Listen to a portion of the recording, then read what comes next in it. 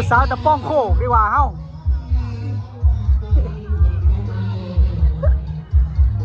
เดี๋ยวไปอยากเห็นใน YouTube เลยคอยว่าความจริงเด้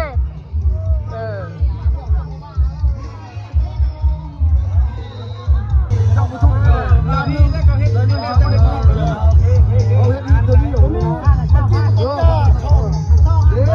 นยาเขาใส่โซ่นี่เนี่ยก็ต้องสองคันเนาะ